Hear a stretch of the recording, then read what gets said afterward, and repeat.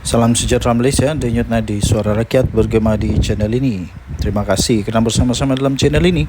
Untuk mendapatkan berita terbaru setiap hari, sila tekan butang subscribe, like dan share. Malaysia kita punya, cintai Malaysia aku, kita jaga kita. Sila tekan butang subscribe, like dan Salam sejahtera Malaysia, denyut nadi suara rakyat bergema di channel ini. Okey, tuan-tuan dan puan-puan yang dihormati sekalian. Isu sekarang yang paling panas di Malaysia adalah isu tentang dana syarikat Arak kepada sekolah vernikular. Bisinglah seluruh dunia, bisinglah walaun tit, bisinglah semua. Tapi tahukah anda, dana syarikat Arak kepada sekolah vernikular ini sebenarnya diamalkan oleh kerajaan yang terdulu-dulu lagi pun, bukan daripada Pakatan Harapan. Jangan salah. Ini bukan berlaku pada Pakatan Harapan baru. Bukannya Datuk Seri Anwar Ibrahim DAP jadi kerajaan baru semua perkara ni ada, tak ada. Benda ni sudah ada sejak dari dulu lagi. Zaman Muhyiddin jadi Perdana Menteri ada. Zaman Hadi Awang di kerajaan ada. Zaman PAS dalam kerajaan ada. Jadi entah kenapa sekarang seolah-olah benda ni adalah benda yang dicipta oleh kerajaan Madani ni. Jangan, tak ada. Jangan pandai-pandai cipta fitnah. Naib Presiden UMNO Datuk Seri Muhammad Khalil Nordin menegaskan bahawa tiada yang tidak kena dengan tindakan sekolah vernakular menerima dana sumbangan syarikat minuman keras dan judi. Ini kerana katanya amalan itu sebenarnya sudah pun dilaksanakan sejak kerajaan terdahulu lagi, termasuk kerajaan yang diterajui oleh Barisan Nasional dan Perikatan Nasional. Inilah yang saya pelik nih. Bila waktu Perikatan Nasional semuanya tak ada dosa tau. Memang hebat betul. Seolah-olah memang perfect. Tapi waktu orang keluarlah ini haram lah apalah, semua benda keluar. Tapi zaman dia tak ada yang haram. Tegasnya, wang kerajaan yang diperolehi daripada hasil aktiviti perjudian dan arak tidak disumbangkan kepada masjid. Sebaliknya, ia akan disumbangkan kepada tokong dan sekolah vernakular. Jadi beliau berkata, soal syarikat arak kah, syarikat judi kah, menyumbang kepada sekolah vernakular ini sebenarnya itu sudah diamalkan daripada dulu lagi. Sebab kita berpendapat duit kerajaan hasil judi dan arak jangan kita guna untuk sumbang ke masjid. Jadi kita beri kepada ya tokong, kita beri kepada sekolah vernakular, dan itulah amalan yang diteruskan oleh kerajaan sekarang. Entah zaman Muhyiddin mungkin dia tidak buat kot. Cobalah tanya Muhyiddin, zaman dia ada buatkah benda tu? Beliau yang juga Menteri Pertahanan berkata demikian kepada media selepas merasmikan mesyuarat perwakilan UMNO bahagian Gombak di Kompleks Lincah Mahaguru Omardin KLMO di sini hari ini.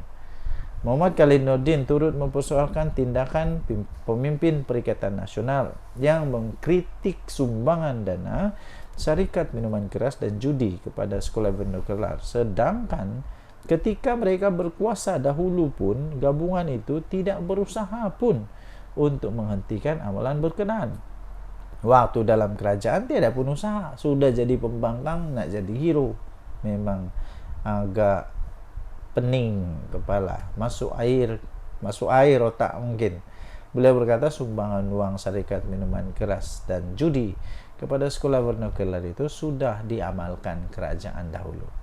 Denyut nadi suara rakyat bergema di channel ini. Terakhir penutup dia, jika ia tidak betul, kenapa tidak menghentikan amalan itu ketika mereka berkuasa jadi kerajaan dulu? Kenapa? Sila jawab. Muhyiddin, Hadi Awang, sila jawab. Denyut nadi suara rakyat bergema di channel ini. Bye bye. Salam sejahtera Malaysia, denyut nadi suara rakyat bergema di channel ini. Okey, tuan-tuan dan puan-puan yang dihormati sekalian, jangan main-main dengan api. Nanti terbakar diri. Jangan cuba-cuba nak jadi hero, nanti sendiri termakan dengan hero. Ramai orang mau jadi hero, cuba dedah ini, dedah itu, dedah dokumen. Tapi hati-hati bila mau dedahkan dokumen-dokumen yang sulit. Hati-hati, nanti sendiri termakan diri. Nanti sendiri termakan dengan keinginan untuk mau jadi hero tapi salah, melawan undang-undang. Ini tidak boleh dibiarkan. Jadi akhirnya Ketua Polis Kuala Lumpur memberikan penjelasan, peringatan.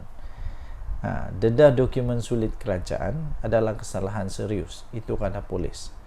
Penahanan reman ahli jawatan kuasa penerangan bersatu, yaitu Badrul Hisham Syaharin, adalah proses biasa yang dilakukan berdasarkan keperluan siasatan. Jangan pula lepas ini kata kena tunggang lah polis, kena tunggang lah. Tidak, memang ini semua begini. Dulu pun salah seorang pemimpin Pakatan Harapan kena dalam kes ini. Siapa dia? Rafizi. Jadi kalau sekarang Cikgu Bat kena, sebab itu biasa terjadi. Jangan pula Muhyiddin tiba-tiba merayan kata itu ini. Muhyiddin tahu sangat, dia tahu betul dengan undang-undang ni.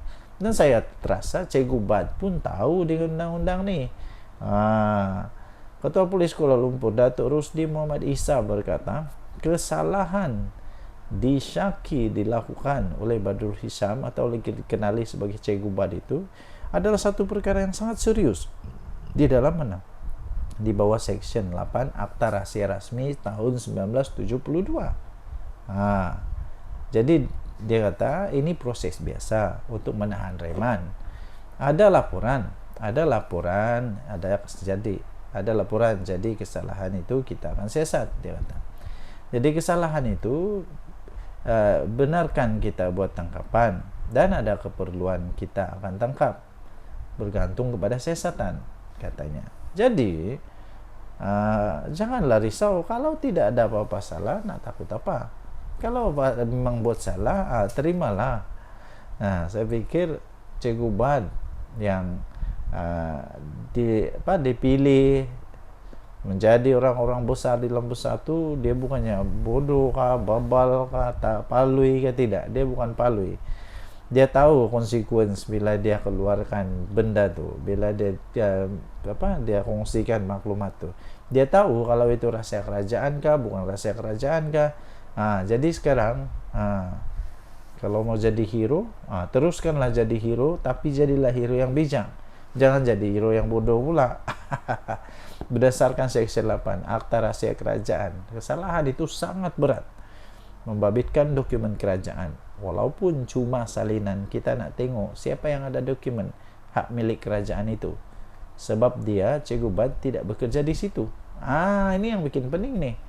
Cikgu Bat tidak kerja di situ, tapi dia ada itu dokumen. Jadi dari mana dia dapat, macam mana dia boleh dapat? Ini memang mengejutkan. Beliau berkata demikian pada majlis serah terima tugas Ketua Polis Daerah Dang Wangi di Ibu Pejabat Polis IPD Dang Wangi. Okey, jadi anda boleh layari seterusnya di dalam Harian Metro, hmetro.com.my untuk berita ini. Dedah dokumen sulit kerajaan adalah kesalahan serius, kata polis. Kita jumpa lagi. Bye. Salam sejahtera Malaysia, denyut nadi suara rakyat terus bergema di channel ini terbaru, tuan-tuan dan puan-puan. Adakah Datuk Seri Anwar Ibrahim akan bertahan menjadi Perdana Menteri paling lama atau tidak? Mungkin tidak kesampaian. Tapi Datuk Seri Anwar Ibrahim, saya fikir dia bukan gila untuk nak jadi Perdana Menteri lah. Tidak. Yang penting memang dia mau selamatkan negara Malaysia. Okey. Hadkan tempoh perkhidmatan Perdana Menteri tidak lebih daripada 10 tahun. Itu perlu dibahaskan di Parlimen. Itu daripada Menteri di Jabatan Perdana Menteri, Undang-Undang dan Reformasi. Satu sidang khas Parlimen perlu diadakan di bawah Peraturan 11/3 Peraturan Dewan Rakyat dan Dewan Negara untuk membahaskan untuk membahaskan pengehadan tempoh perkhidmatan. Tempoh perkhidmatan untuk Perdana Menteri yang tidak melebihi daripada 10 tahun sekiranya cadangan itu mau dilaksanakan. Menteri Jabatan Perdana Menteri, Undang-Undang dan Reformasi Institusi, iaitu Datuk Seri Azalina Osman Said berkata, peruntukan undang-undang berkenaan perlu untuk dibahaskan. Perlu untuk dibahaskan sekiranya cadangan itu mau dilaksanakan. Okey. Menteri Jabatan Perdana Menteri itu iaitu Datuk Seri Azalina Osman Said berkata peruntukan berkenaan perlu dibahaskan untuk dibahaskan memandangkan pindaan itu merupakan perkara yang memerlukan perbahasan mendalam dan keputusan daripada Jemaah Menteri. Okey. Jadi pada pendapat anda, tuan-tuan dan puan yang dihormati sekalian, perlukah seorang Perdana Menteri, Datuk Seri Anwar Ibrahim selepas ini dan seterusnya untuk dihadkan kepada tidak melebihi 10 tahun sahaja? Pada pendapat saya, ada kebaikan dan ada keburukannya. Kebaikannya ialah dapat lama dia untuk merancang strategi membangun negara. Tapi keburukannya ialah dia boleh jadi pula kuku besi. Dia boleh jadi pula terlampau banyak betul dia buat sampai orang lain tidak boleh buat apa-apa. Jadi kita boleh nampak apa yang terjadi kepada Datuk Tun Mahathir. Dia jadi Perdana Menteri paling lama. Kemudian Datuk Seri Anwar Ibrahim ganti, setelah sepatutnya Datuk Seri Anwar Ibrahim patut ganti dia, tapi pun tidak ganti-ganti. Jadi perlukah? Kalau perlu untuk hadkan 10 tahun, maksudnya tidak ada pilihan untuk Datuk Seri Anwar Ibrahim, iaitu pada panggal kedua dia menjadi Perdana Menteri dan masuk panggal ketiga. Pada panggal ketiga dia wajib untuk diberhentikan ataupun berhenti daripada jadi Perdana Menteri. Tidak ada pilihan. Okey, jadi semua orang ada pendapat masing-masing, tapi pada pendapat saya neutral. Jadi pun okey, tak jadi pun okey, tiada masalah. Sebab Datuk Seri Anwar Ibrahim bukan pakcik saya. bukan pakcik saya, bukan makcik saya, bukan datuk saya, bukan. Jadi sama ada dia jadi Perdana Menteri atau tidak jadi Perdana Menteri, tidak ada apa-apa kelebihan kekurangan kepada saya. Yang penting, yang pasti, tugasnya untuk membangun negara, untuk menyelamatkan negara, untuk berusaha menjadikan negara ini lebih makmur, lebih selamat, lebih bahagia, semua lebih yang terbaik lah dapat dilaksanakan. Kita jumpa lagi. Tinggalkan komen anda. Bye-bye. Salam sejahtera Malaysia. Denyut nadi suara rakyat bergema di channel ini. Saya sudah agak benda ni berlaku sejak hari pertama lagi gerakan bersama dengan PAS di dalam Perikatan Nasional. Saya sudah agak benda ni lama kelamaan, lama atau sekejap, sooner or later, dia bilang orang putih lah, sooner or later it would come, it must come. Bukan saja akan will, tapi memang ini betul-betul akan tiba, di mana PAS tak akan boleh bergabung, boleh bertahan dengan mana-mana parti. Sudah terbukti apabila banyak sudah parti politik yang lain yang bergabungnya dengan PAS mesti berpisah, bercerai. Terbaru. Sekarang ini gerakan pula ada ura-ura untuk mau keluar daripada Perikatan Nasional. Pada pendapat saya, lebih baiklah gerakan keluar saja dari Perikatan Nasional daripada dia bersama dengan PAS. Lebih baik dia bersama dengan DAP di dalam Pakatan Harapan, Barisan Nasional dalam kerajaan. Lagi untung. Apa keuntungannya bersama dengan Perikatan Nasional? Dan lagi sekarang pula seolah-olah PAS sedang memperlekehkan pendapat yang diutarakan oleh Presiden Gerakan sendiri.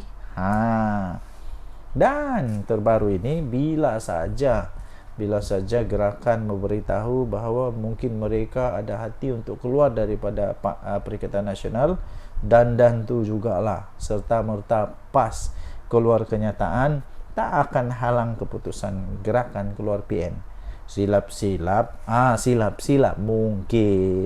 mungkin inilah sebenarnya yang PAS mau. Mungkin saja, mungkin PAS memang sudah lama tunggu untuk Perikatan Nasional tidak ada gerakan, untuk gerakan keluar dari Perikatan Nasional mungkin sudah lama ditunggu. Sekarang sudah ada peluang, apalagi janganlah pujuk. Sebab itu saya kata presiden gerakan sepatutnya berpikiran lebih terbuka, lebih subjektif, lebih objektif, supaya dapat memikirkan apa dia dapat dengan bertahan di dalam Perikatan Nasional. Sebab benda ni dia akan berulang-ulang, berulang-ulang. Yang ini timbul, yang itu timbul, ialah siapapun, apapun parti, kalau memang parti itu ada sikapnya, ada aura-aura menunggang ini, akhirnya nanti ada parti yang akan dibuang sebab tidak sudah bengam. Apalagi kalau menunggang agama kah, menunggang bangsa kah, itulah. Tapi nasib baik dalam Perikatan Nasional tidak ada lah begitu kan. Perikatan Nasional tidak ada yang tunggang menunggang nih. Semuanya baik-baik kan. Jadi tuan-tuan dan puan, PAS akhirnya kata tak halang untuk keputusan gerakan keluar PN. Pada pendapat saya, bagus sajalah, PN keluar sajalah. Keluar sajalah. PAS tidak menghalang sekiranya Parti Gerakan Malaysia atau gerakan mengambil keputusan untuk keluar daripada PN susulan perbezaan pendapat berhubung kontroversi dana sekolah Cina. Memetik laporan portal media tempatan, Naib Presiden PAS Muhammad Amar Abdullah dilaporkan berkata, terserah kepada gerakan untuk membuat keputusan kerana setiap parti mempunyai hak dan pendirian masing-masing. Kalau gerakan rasa dia tak selesa dengan PN, dia kata dia boleh buat keputusan untuk keluar. Lepas tu tak ada masalah kerana ini negara demokrasi, terserah katanya. Sebelum ini timbalan Presiden Gerakan Oh Tong Kiong dilaporkan berkata bahawa parti itu tidak teragak-agak untuk keluar daripada PN dan kekal teguh untuk menyokong serta mempertahankan usaha sekolah Cina untuk mengumpul dana walaupun terdapat ancaman tidak musabah daripada sekutunya. Okey, jadi apa pendapat anda? Sila tinggalkan komen. Untuk mendapatkan berita lengkap ini, anda masuk di dalam Sinar Harian tarikh 29 Julai. Tajuknya PAS tak halang keputusan gerakan keluar PN. Kita jumpa lagi. Bye-bye. Salam sejahtera Malaysia. Denyut nadi suara rakyat bergema di channel ini. Okey, tuan-tuan dan puan yang dihormati sekalian. Anda setujukah kalau saya kata begini? Bikin apa PAS dalam kerajaan? Tidak ada apa-apa pun kelebihan kalau PAS masuk kerajaan Madani sekarang ini. Yang jadi, bila PAS masuk kerajaan Madani, akan jadi huru hara lah kerajaan ini. Ya kan, PAS kan tidak ngam dengan semua orang. Dia hanya ngam dengan diri dia sendiri saja. Yang betul hanya dia. Orang lain semua tidak betul. Jadi ini berkenaan dengan Tuan Ibrahim kata tidak ada keinginan untuk masuk kerajaan. Ingat ingat Datuk Seri Anwar Ibrahim terhege-hege sangat kan. Datuk Seri Anwar Ibrahim tidak pun terhege-hege sangatlah untuk PAS masuk dalam kerajaan. Saya fikir Datuk Seri Anwar Ibrahim sedar konsekuensi akibatnya kalau PAS masuk kerajaan. Masalah nanti semua salah. Dia saja yang betul. Dan satu lagi, PAS ni siapa saja yang bersama dengan dia mesti las-las kena singkir. Pakatan Rakyat. Dengan DAP kena singkir DAP. Muafakat Nasional. Muafakat Nasional. Akhirnya siapa yang tidak bertahan.